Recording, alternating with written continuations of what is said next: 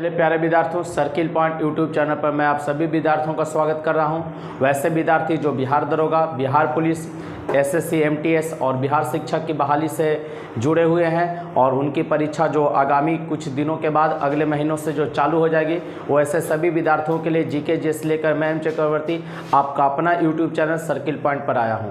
तो चलिए 20 ऑब्जेक्टिव प्रश्नों के साथ और साथ में आज हम लोग देखेंगे मोहिनी अट्टम नृत्य से, शास्त्रीय नृत्य से जुड़े हुए कलाकार, जो कि अंत का हम लोग का टॉपिक रहेगा। तो चलिए फिलहाल हम लोग ऑब्जेक्टिव 20 प्रश्न लेकर आए हैं, जिसमें से कुछ करेंट अफेयर हैं और कुछ हमारे इतिहास और भूगोल और साइंस के क्वेश्चन लिए गए हैं। तो सभी विद्यार्थियों से मेरा एक ही रिक्वेस्ट है और कहना है कि अगर जो विद्यार्थी अगर चैनल को सब्सक्राइब नहीं किए तो वो सब्सक्राइब कर लीजिए और वीडियो को ज़्यादा से ज़्यादा आप लाइक करें, शेयर करें और अपने दोस्तों के बीच में शेयर जरूर करें। तो चलिए बढ़ते हैं आज का पहला सवाल। देखेंगे पहला सवाल क्या कहता है। हाल में जारी रिपोर्ट के अनुसार वित्त वर्ष 2022-23 में भारत का शीर्ष व्यापारी भागीदार देश कौन बना। ध्यान दीजिएगा, हाल ही में जारी रिपोर्ट के अनुसार वित्त वर्ष 2022-23 में भारत का शीर्ष व्यापारी भागीदार देश कौन बना गया है, तो वो अमेरिका। किस वित्त वर्ष के लिए? 2022-23 के लिए। कितना दोनों देश के बीच में 128.55 अरब डॉलर का व्यापार हुआ है। भारत और अमेरिका के देशों के बीच में 2022 और 23 वित्त वर्ष के दौरान 128.55 अरब डॉलर का व्यापार हुआ है। फीफा द्वारा जारी 2023 की पहली रैंकिंग में भारत का स्थान पूछ रहा है। फीफा द्वारा 2023 की पहली रैंकिंग जारी किया गया है, जिसमें भारत का रैंक कितना है, तो 101वां रैंक। भारत का रैंक कितना है? 101वां। और अर्जेंटीना आपका नंबर 1 पर है। पूछेगा फीफा में 1 रैंक पर किसे दिया गया है? अर्जेंटीना, जो कि फीफा विश्व कप का विजेता भी है।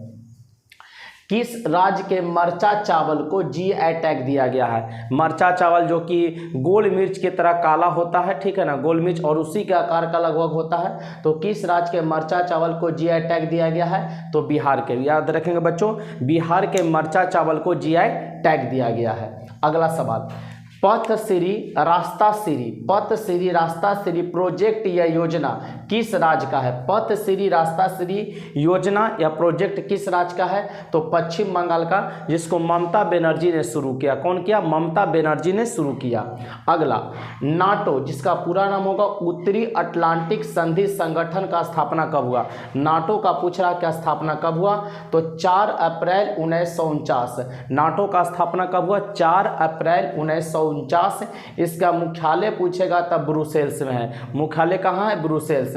नाटो का मुख्यालय ब्रुसेल्स। स्थापना पूछेगा 4 अप्रैल 1949। और एक चीज और इसमें याद रखिएगा, हाल ही में 31वां सदस्य देश पूछेगा तो फिनलैंड। ये तीनों सवाल आपका इंपॉर्टेंट है और परीक्षाओं में पूछे जाने की एकदम 100% समझिए की संभावना है। 4 अप्रैल 1949 याद रखेंगे, स्थापना दिवस है। इसका मुख्यालय ब्रुसेल्स है और 31वां सदस्य देश बना है फिनलैंड। गांधी सियासत और संप्रदाय के लेखक कौन है? पीयूष बोबले, ठीक है, बाबले, पीयूष बाबेले। गांधी सियासत और संप्रदाय के लेखक पूछे तो पीयूष बाबले। नाडा एंटी डोपिंग एजेंसी, नाडा जिसको क्या कहते हैं? एंटी डोपिंग एजेंसी, आप लोग याद रखेंगे। किस खिलाड़ी पर 4 वर्ष का प्रतिबंध लगाया है? तो संजीता चानू। ध्यान रखेंगे, संजीता चानू। और संजीता चानू का संबंध किससे है? तो वेट लिफ्टर हैं, भारोत्तोलन से इनका संबंध रखता है। नाडा ने, एंटी डोपिंग एजेंसी ने इन पर 4 वर्ष का क्या लगा दिया? प्रतिबंध। याद रखेंगे, संजीता चानू पर। वेट लिफ्टर है, भारोत्तोलन से संबंध है। वर्ष 2023 में स्वास्थ्य दिवस का क्या थीम है? 2023 में जो स्वास्थ्य दिवस मनाया गया उसका थीम क्या है? सबके लिए स्वास्थ्य है। Health for all, health for all, सब के लिए स्वास्थ्य है। और पूछ देंगे कि विश्व स्वास्थ्य दिवस कब मनाते हैं? तो 7 अप्रैल को। प्रत्येक वर्ष कब मनाया जाता है? 7 अप्रैल को। तो ये भी याद रखना है कि 2023 में जो विश्व स्वास्थ्य दिवस मनाया गया उसका थीम क्या है? सब के लिए स्वास्थ्य है। अगला, संयुक्त सैन्य अभ्यास कवच का कहाँ आयोजन किया गया है? संयुक्त सैन्य अभ्यास कवच का आयोजन कहाँ किया गया है? तो अंडमान निकोबार में। कहाँ किया गया? अंडमान निकोबार में। कब किया गया? तो 5 अप्रैल 2023। कब किया गया? 5 अप्रैल 2023।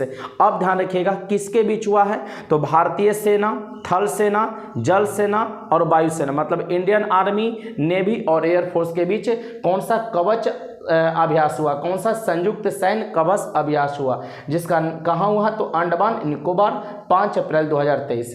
प्रोजेक्ट हाथी के 30 वर्ष पूर्ण होने पर किस राज्य में गज उत्सव का आयोजन किया गया?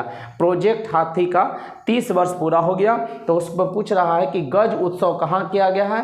तो असम के अंदर। किस राज्य में? असम। ध्यान रखें, गज उत्सव का आयोजन किस राज्य में किया गया? असम में। तो बच्चों 10 प्रश्न हम लोग लगभग करंट अफेयर का ये प्रश्न था, और आपके बिहार पुलिस हो चाहे बिहार दरोगा के पीटी में आपका करंट अफेयर का योगदान है, तो आप सभी इसे अच्छे से ध्यान दे दीजिए। और क्योंकि ये पूछे जाने की 100% आपकी संभावना, वैसे ही प्रश्न मैं लेकर आता हूँ कि जो आपके परीक्षाओं में पूछे जाने की संभावना काफ़ी हद तक हो।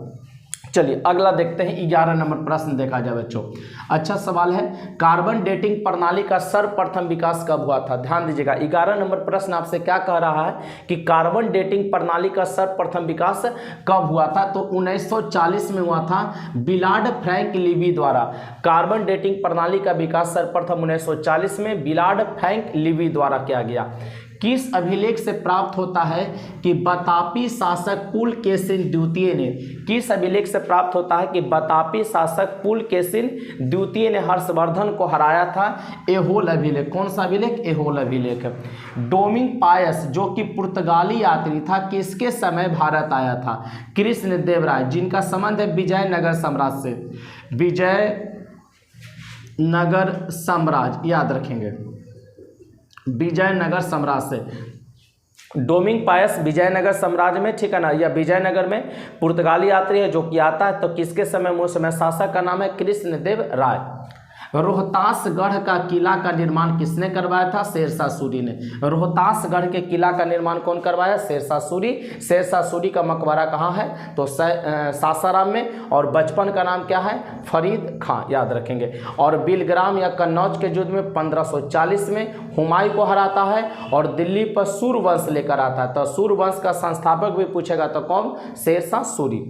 संयुक्त अधिवेशन को किस देश से लिया गया? काफी अच्छा सवाल है। संयुक्त अधिवेशन को कहां से लिया गया है? तो ऑस्ट्रेलिया से लिया गया है। क्वेश्चन कर देगा आपसे, एक एक पॉइंट ध्यान रखिएगा। संयुक्त अधिवेशन किस अनुच्छेद में है? तो अनुच्छेद 108 है। संयुक्त अधिवेशन किस अनुच्छेद में है? अनुच्छेद 108 है। संयुक्त अधिवेशन बुलाएगा कौन? तो राष्ट्रपति। संयुक्त अधिवेशन को बुलाने का अधिकार किसको है? तो राष्ट्रपति को है। संयुक्त अधिवेशन की अध्यक्षता कौन करेंगे? तो लोकसभा अध्यक्ष। संयुक्त अधिवेशन की अध्यक्षता कौन करेंगे? लोकसभा अध्यक्ष। संयुक्त अधिवेशन में भाग कौन लेंगे? लोकसभा और राज्यसभा के मेंबर। लोकसभा और राज्यसभा के मेंबर। संयुक्त अधिवेशन किस प्रकार के विधेयक पर बुलाया जा सकता है? तो साधारण विधेयक पर, जब गतिरोध उत्पन्न हो जाए। साधारण विधेयक पर जब गतिरोध उत्पन्न हो जाए। और अब तक कितनी बार बुलाया गया संयुक्त अधिवेशन? मात्र 3 बार। अभी तक कितनी बार बनाया गया है? 3 बार बनाया गया है। पहला है दहेज प्रथा निषेध के लिए, बैंकिंग प्रणाली में सुधार के लिए, और तीसरा है पोटा कानून, पोटा कानून को खत्म करने के लिए। तो चलिए, संयुक्त अधिवेशन को किस देश से लिया गया? ऑस्ट्रेलिया से। इसके सारे फैक्ट मैंने आपको बताया है, आप इसे सुनकर लिखकर याद जरूर कर लेंगे। भारत में आर्द्र भूमि के अंतर्गत सर्वाधिक क्षेत्रफल वाला राज्य पूछ रहा है आपसे कि भारत में आर्द्र भूमि के अंतर्गत सर्वाधिक क्षेत्रफल वाला राज्य कौन सा है? तो वो गुजरात है। कौन है?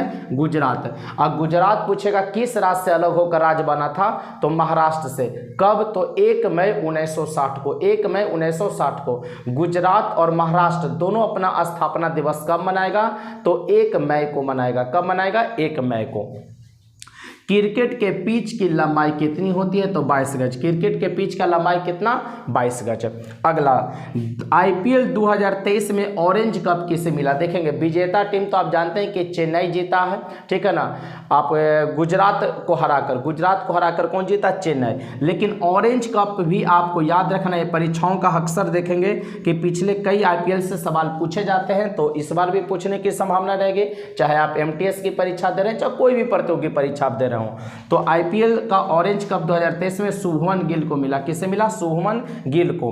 और आईपीएल 2023 का पर्पल कप जो कि गेंदबाज को मिलता है, पर्पल कप मोहम्मद शमी जी को मिला, मोहम्मद शमी जी। और आईपीएल का ऑरेंज कप 2023 में शुभमन गिल और पर्पल कप मोहम्मद शमी को। किस राज्य को 11वीं शताब्दी में अल बरूनी ने कामरूप के नाम से उल्लेख किया था? ध्यान दीजिएगा, अल बरूनी, असम को कामरूप के नाम से उल्लेख किया है अल बरूनी। और अल बरूनी किसके साथ भारत आया था? तो महमूद गजनी के साथ। किसके साथ? महमूद गजनी के साथ। और किताबुल हिंद का लेखक कौन है? अल बरूनी। तो बच्चों 20 प्रश्नों के ऑब्जेक्टिव श्रृंखला को हम लोग समाप्त करते हैं और अब बढ़ते हैं हम लोग मोहिनी अट्टम से जुड़े हुए सभी कलाकार और मोहिनी अट्टम से जितने भी प्रश्न में एग्जाम में प्रश्न पूछे जाते हैं वो सबको हम लोग देखते हैं। तो देखते हैं हम लोग आगे बढ़ते हैं ऑब्जेक्टिव प्रश्न के बाद मोहिनी अट्टम। ठीक है, मोहिनी अट्टम नृत्य से जुड़े हुए जितने भी सवाल एग्जाम में बन सकते हैं वो सब आपके सामने हैं। तो सबसे पहला कि मोहिनी अट्टम एक क्लासिकल नृत्य है, क्लासिक डांस है, शास्त्रीय नृत्य है जो कि केरल का, कहाँ का है? केरल का। भगवान विष्णु जब मोहिनी रूप का अवतार लिए थे तो केरल के सागर तट पर यह नृत्य किया था। तो मोहिनी अट्टम कहाँ का नृत्य हो गया? केरल का। कहाँ का? केरल का।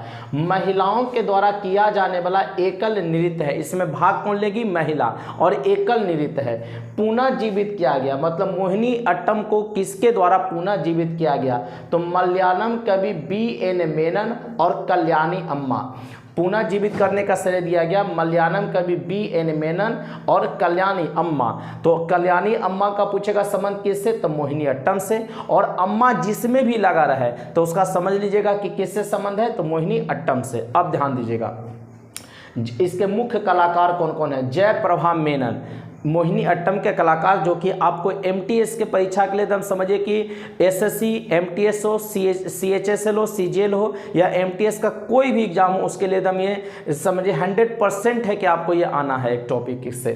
तो जयप्रभा मेनन, काला मंडलम, सुनंदा नायर, माधुरी अम्मा, देखिए अम्मा लगा हुआ है, के क्षमावती, हेमा मालिनी जो कि हीरोइन है, भारती शिवाजी, श्री देवी जिनका निधन हो गया, आप सभी को जानते होंगे श्री देवी को, काला देवी, रागिनी देवी, देखेंगे देवी लगा हुआ है, श्री देवी, काला देवी, रागिनी देवी, गीता गायक, तंकमणि, कन करेली। हालांकि ध्यान दीजिएगा याद करना आपको थोड़ा सा मुश्किल होगा ना, लेकिन एक बार आप जब देख लेंगे और टेलीग्राम चैनल पर टेस्ट लगा लेंगे ना तो ये सब आपको ऑटोमेटिक याद हो जाएगा। तो ज़रूरत है सही तरीके से सिर्फ देखने का और योजना बनाने का। अगर सही तरीके से काम करते तो याद हो जाएगा। लगता है कि याद नहीं होगा, लेकिन अगर ट्रिक के पीछे आप भागेंगे तो 2, 4, 5 नाम तो याद हो जाएगा, लेकिन सब परीक्षाओं में जरूरी नहीं है कि वही ट्रिक के अंदर से पूछे जाएंगे। और आप तो देखते होंगे कि एसएससी किस तरीके से खतरनाक तरीके से सवाल पूछता है। तो आपको सबको याद रखना है। अम्मा से ध्यान रखेंगे, कल्याणी अम्मा, माधुरी अम्मा याद रखेंगे, देवी से श्री देवी, काला देवी, रागिनी देवी याद रखेंगे, जयप्रभा मेनन याद रखेंगे, काला मंडलम, सुनंदा नायर, ठीक है ना, माधुरी अम्मा, क्षमावती, ठीक है, हेमा मालिनी जो कि कलाकारें हैं, हेमा मालिनी और श्री देवी दोनों को आप लोग पहचानते होंगे, बहुत अच्छी अभिनेत्री रही हैं, भारती शिवाजी, गीता गायक, तंकमणि और कन करेली। और देखेंगे अट्टम जिसमें भी लगा रख जा, मोहिनी अट्टम है, कृष्ण अट्टम है, काली अट्टम है, ये सब भी अगर नृत्य पूछ लिया जाए तो वो केरल का होगा। ठीक है, अट्टम जहां भी लगा लगा, ऐसे मोहिनी अट्टम तो आपको हम बता दिए कि केरल का है, लेकिन कृष्ण अट्टम पूछे, काली अट्टम पूछे तो ये भी आपको कहाँ का याद रखना है? केरल का। अट्टम जिसमें लगा रहा है केरल का। तो देखिए मोहिनी अट्टम केरल का, उससे जितने भी सवाल बन सकते थे आपको दे दिए कि किसके द्वारा किया गया, तो महिलाओं के द्वारा एकल नृत्य। भगवान विष्णु जब रूप लिए हैं तो केरल के सागर तट पर यह नृत्य के हैं, तब से ये नृत्य को मतलब माना गया। और उसको पुनः जीवित कौन करते हैं? मलयालम कवि बी.एन. मेनन और कल्याणी अम्बा और पूर्व मुख्य कलाकार था। तो चलिए बच्चों, आज के टॉपिक में हम लोग इतना ही रहने देते हैं। जिसको याद करना है जरूरी आपको, ठीक है, बहुत ज़्यादा देने से काम नहीं होगा, ज़रूरत है सिर्फ जितना मिले उसको परफेक्ट तरीके से आप याद कर लीजिए। तो चलिए आज के लिए बस इतना ही। मैं उम्मीद करता हूँ आप सब सभी सुरक्षित होंगे और सही तरीके से अपने पढ़ाई को कर रहे होंगे। तो मिलते हैं कल के वीडियो में, तब तक ले जय हिंद, जय भारत, बेस्ट ऑफ लक।